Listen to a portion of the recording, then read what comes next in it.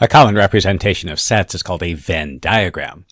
We can represent a single set with a circle or other closed figure. Objects inside the circle are in the set. Objects outside the circle are not in the set. For example, we might draw a set A as shown. Let's find the correct relationship between x, y, and A. So x is inside the circle representing the set A, so x is an element. Y is outside the circle, so y is not an element. And it's useful to remember, solve it again. We could also note that y is in A complement, and x is not in A complement. So given two sets A and B, we can represent them in several different ways. However, some representations impose certain relationships on the sets. For example, if we have two sets as shown, let's find the relationship between A and B. Notice that if something is in B, it must also be in A. So B is a subset of A. And remember, ask more questions. We could also consider A union B and A intersect B. Well, if I take A together with everything in B, since that's already in A union B is just A.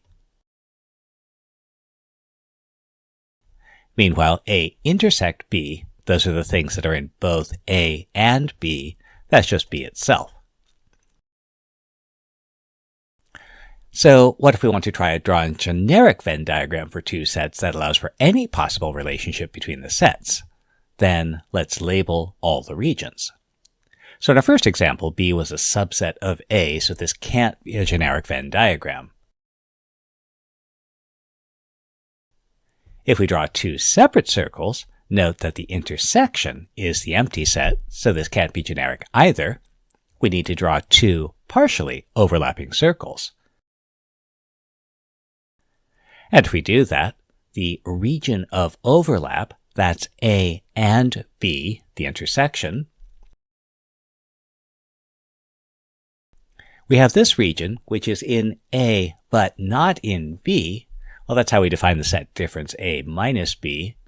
And likewise here, this is in B but not in A, which is B minus A. And then finally, we have this area outside.